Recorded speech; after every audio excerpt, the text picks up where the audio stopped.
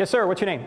Hello, my name is Carter. Hey, Carter. And I'd very much like to begin by addressing your offensive moral law argument that without God as an objective moral standard, we atheists, those who do not have the influence of theism, would be Hitler-esque amoral beings. Okay, let me stop right there because that's not the case. I never said that atheists can't be moral. I never said atheists don't know morality. In fact, atheists know morality just like everybody else. We know morality because it's written on our hearts. What I'm saying is that atheists can't justify morality. That's the point. In fact, I had to say this several times to Christopher Hitchens. Christopher, I'm not saying you're a bad guy. Christopher, I'm not saying you don't know morality. In fact, I like Christopher. I thought he was a good guy. What I'm saying is you can't justify why not murder innocent people to get what you want. That's the point. It's a point about ontology, not a point about epistemology. It's not a point about how you know the moral law. It's a point about why does the moral law exist. I may return to address this, or the gentleman behind me may address it, but I'd really like to address your design argument. Okay. As I understood that you've argued that a painting or a creation, to use the term painting, implies a painter, or a design implies a designer.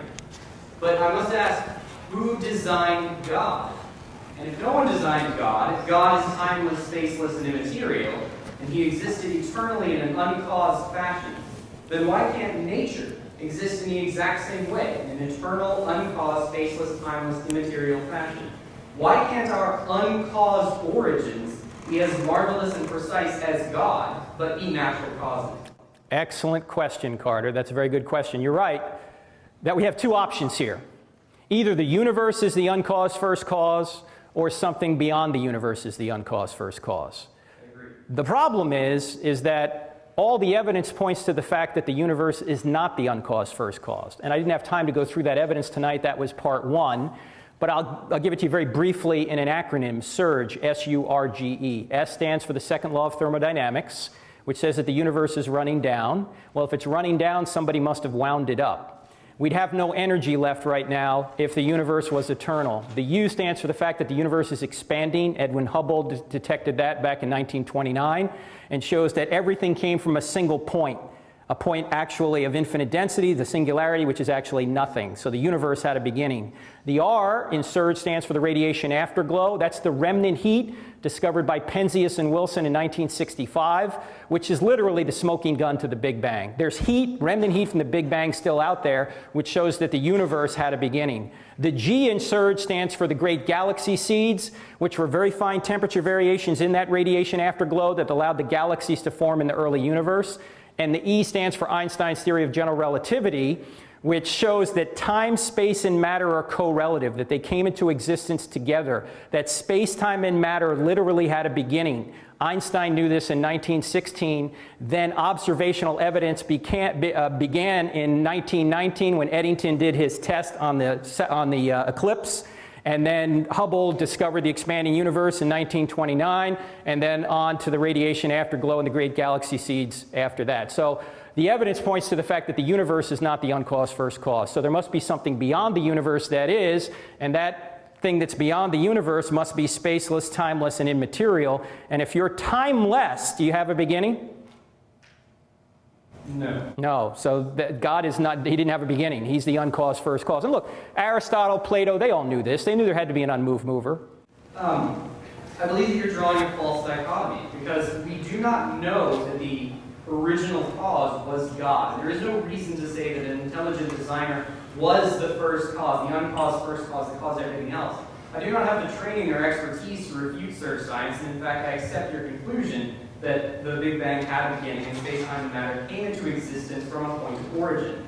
But we do not know that this point of origin is God. Calling it God is to make a false assumption. Another reason for the existence of everything might simply be that other dimensions had the power and the marvelousness and complexity to create a situation where where the Big Bang could be brought into existence and space, time, and matter could begin to exist without an intelligent designer having a hand.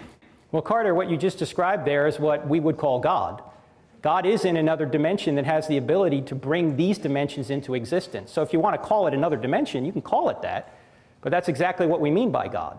But then why is there a theology? Why do we worship God? He could easily be called another. Excellent point. You don't have to worship God.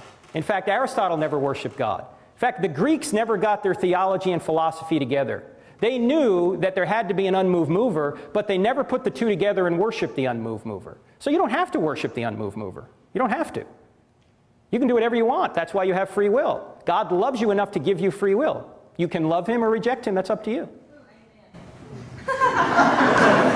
But on that point, you do have the free will to accept or reject God, but the obvious conclusion is that rejection of God will lead to eternal damnation in hell. So in reality, we do not really have the choice to accept or not to accept God. We must ultimately accept God, assuming we choose to avoid perdition. Well, if you want to avoid, well, let me back up for a second. There's only two possibilities if God exists. In eternity, you're going to be with him or you're not going to be with him, right? That's logically the only two options. If you want to be with him, you will seek him out and be with him. If you don't want to be with him, God will not force you into his presence against your will. In fact, let me make the objection stronger than what you're making it. You're very polite, but I debated an atheist who was a little bit more direct, and let me tell you, this man he's a good man. I like him. His name is Eddie Tabash. He's an attorney from Beverly Hills. We debated at University of Michigan a number of months ago, and he looked at me during the Q&A and he said, "Frank, my mother was a survivor of the Holocaust. She lived an awful life. Somebody presented her with the gospel and she rejected it. Is she in hell right now?" Whoa. I said, "Eddie, I don't know where your mother is. I don't know if she made a profession of faith in her last moments, but if she didn't, then God will not force her into his presence against her will. God is too loving for that." And I asked the audience this question. In fact, I'll ask you as an audience this question. Ladies, is there anybody in here who's ever had a man pursue you and you did not want that man to pursue you? You did not want to date him. Anyone in here? Of course. In fact, some of you are going, "Yeah, he's sitting right next to me right now. He won't leave me alone." I said, "Okay, ladies, suppose this man continues to pursue you and continues to pursue you. And you say, 'Look, I only like you as a friend.' Ladies, why don't you just take the knife, stick it in, and turn it?